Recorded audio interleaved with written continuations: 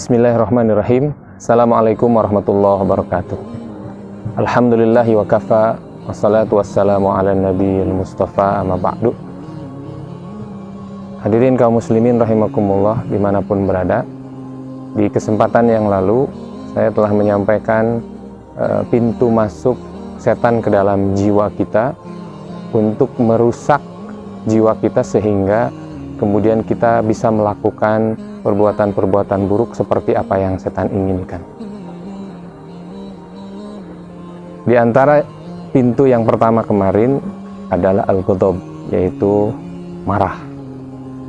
Pada kesempatan ini saya ingin menyampaikan pintu masuk setan yang kedua ke dalam jiwa kita untuk merusaknya adalah dengan penyakit hasad, yaitu iri dengki.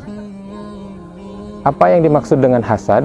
Para ulama mengatakan hasad itu adalah al-iradatu fi izalati ni'amil akharin, yaitu satu keinginan untuk menghilangkan nikmat yang melekat pada orang lain.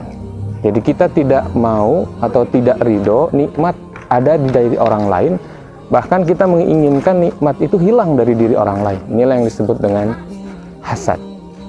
Kaum muslimin rahimakumullah, hasad inilah satu sifat yang menyebabkan setan diturunkan oleh Allah Subhanahu wa taala dari surga dan dicap sebagai makhluk yang dilaknat oleh Allah. Dalam Al-Qur'an Allah mengatakan ketika Nabi Adam dimuliakan oleh Allah, kemudian seluruh makhluk para malaikat disuruh bersujud, iblis mengatakan aba wastakbara. Dia tidak mau dan dia merasa sombong atas apa yang dia miliki. Di ayat lain kemudian iblis mengatakan ana khairum minhu khalaqtani min nar wa khalaqtahu min tin. Saya lebih baik daripada Adam. Dia diciptakan dari tanah sementara saya diciptakan dari api.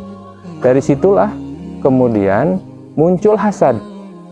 Dia ingin kemuliaan Adam itu hilang dari dirinya dan kemuliaan itu nempel pada diri iblis.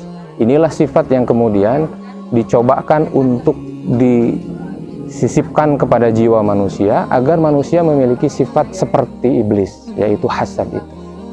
Bahkan kita diperintahkan oleh Allah Subhanahu wa taala untuk berdoa dan menghindarkan diri dari sifat hasad ini, saking bahayanya. Kita hafal surat Al-Falaq ayat surat ke-113 di dalam Al-Qur'an. A'udzubillahi minasyaitonirrajim. Bismillahirrahmanirrahim. Qul a'udzu birabbil falaq. Kita diperintahkan oleh Allah Subhanahu wa taala untuk memohon perlindungan kepada Allah yang memiliki atau yang menguasai waktu subuh. Min syarri ma khalaq, dari kejahatan makhluk-makhluk yang akan melakukan kejahatan di waktu pagi. Jadi ada kejahatan yang bisa dilaksanakan atau dilakukan di waktu pagi. Wa min syarri ghasikin idza waqab. Dan yang kedua, kita berlindung kepada Allah Subhanahu wa taala kepada kejahatan-kejahatan yang dilakukan oleh makhluk pada waktu sore atau pada waktu malam hari.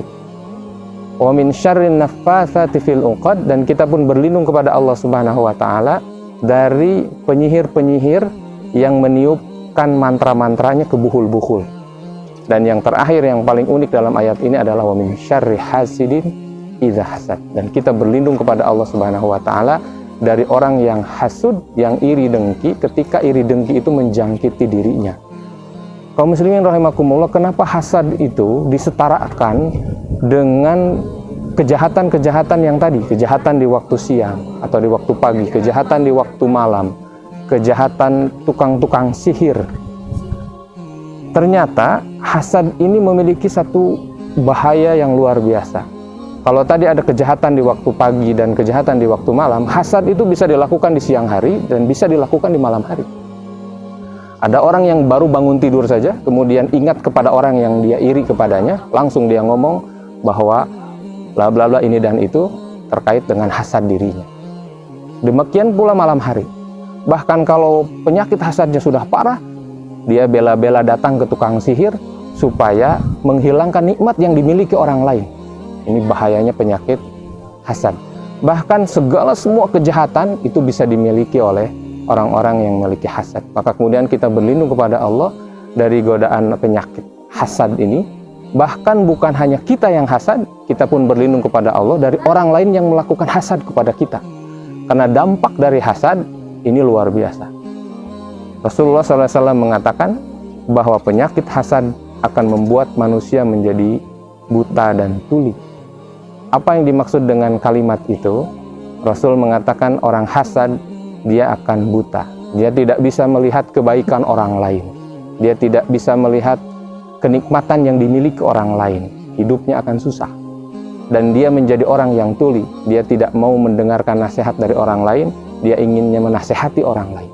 Dan rahimakumullah, terakhir, mudah-mudahan kita dijauhkan dari sifat hasad ini, karena hasad ini merupakan satu sifat yang berbahaya dan merupakan sifat yang dimiliki oleh setan yang kemudian Allah melaknatnya. Dan hati-hati, kita tidak perlu menuduh orang lain iri kepada kita. Cukup kita deteksi diri kita saja. Kalau kita merasa tidak nyaman karena nikmat yang dimiliki orang lain, maka segeralah beristighfar kepada Allah Subhanahu wa taala. Berarti sifat hasad itu telah menjangkiti kita.